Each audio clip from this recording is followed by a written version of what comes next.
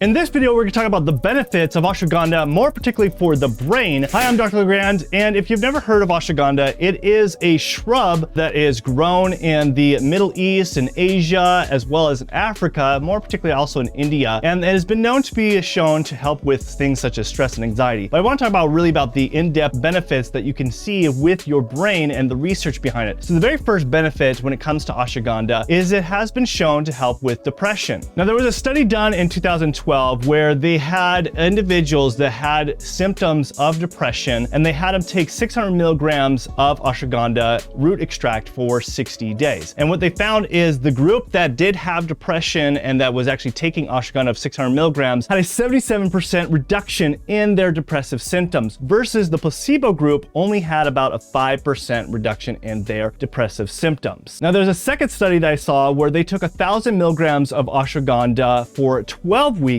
and what they found is there was a significant reduction in their depressive symptoms, but also anxiety, which leads into my second benefit of ashwagandha, of how it benefits the brain, and that has to do with reducing anxiety and stress. Now, anxiety can really impact our brain significantly, especially when it comes to mental clarity, be able to be focused, be able to have energy, and when you can reduce your anxiety, it can make all the difference. Now, the thing that you have to understand about ashwagandha is it has been shown in research where it can reduce our cortisol levels. Now, you have to be careful here, because if you have low cortisol levels to begin with, ashwagandha might not be the best option. But if you're someone that has high cortisol levels, guess what that does? It does cause you to be more anxious, more stressed all the time, and agitated if you have high cortisol levels. Cortisol has to do a lot with our energy, but it also has a lot to do with our stress and anxiety. And so what they found in research is ashwagandha does decrease the levels of definitely cortisol. And so taking something like that can be very beneficial. Now, there was an interesting study where they took 60 individuals that had anxiety and stress, and they only took 240 milligrams of ashwagandha, and they did it for 60 days. And what they found is there was a significant reduction in their anxiety and stress symptoms versus the placebo group. The third benefit that how ashwagandha can help benefit the brain is it does improve sleep. Now, sleep is very important when it comes to brain health. If you aren't getting good quality sleep, guess what? You're going to be fatigued, you're going to be tired, your brain is not going to be functioning very well, properly and accurate, because you weren't able to have REM sleep. And then on top of that, you're not going to be able to have that clear mind and focus throughout the day. So what ashwagandha does, like I talked about before, is it does help reduce the cortisol levels. So if you are someone that has a difficult time falling asleep at night because you're being stressed and anxious all the time, ashwagandha has shown in research where it does improve sleep, because what it's doing is it's reducing those cortisol levels to put your body in a more relaxed state so you could have a more deeper sleep without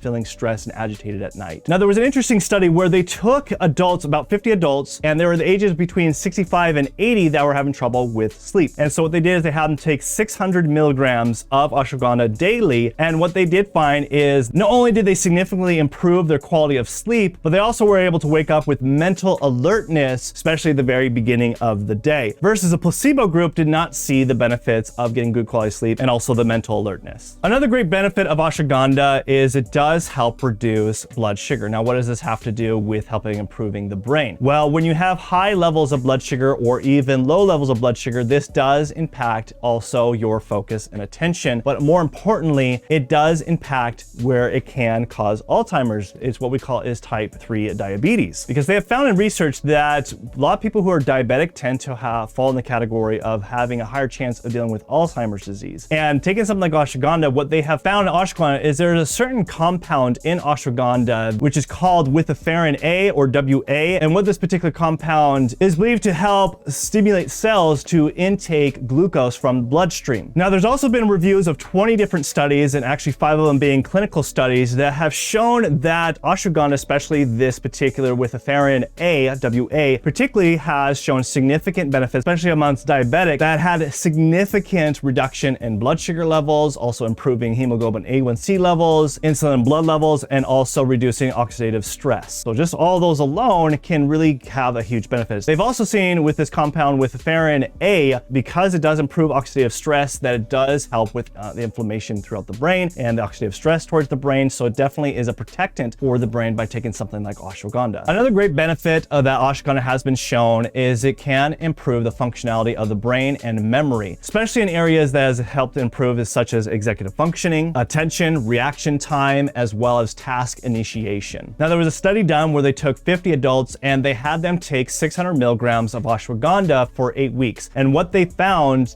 these different type of markers improvements versus the placebo group, where they found that there was improvement in immediate memory recall, attention, as well as information processing speed. So they saw all these levels improve for those who were taking the 600 milligrams of ashwagandha versus the placebo group that was obviously taking a placebo. Now, as far as how much you should be taking of ashwagandha, especially looking at all these research, you saw there's definitely quite a range. And usually a good rule of thumb, a lot of them were taking 600 milligrams, but there was definitely some other research that was showing that we're taking 1,000 milligrams. Usually what I'm recommending to my patients and clients is usually start with the 500 milligrams, see how that does, and then you could bump it up to definitely to 1,000 milligrams. But you want to split it up where you're taking 500 milligrams probably in the morning and then another 500 milligrams midday, especially if you're dealing with that stress in the morning and midday, or if you're wanting to have improvement in the other areas that we talked about. But as great as these benefits sound like, do they actually work? Well, I was curious about it and I decided to take ashwagandha for 30 days. So you should watch this video right here where I took ashwagandha for 30 days to see if all these benefits I just talked about actually are legitimate. So watch this video right now of me taking ashwagandha for 30 days and my experience on it.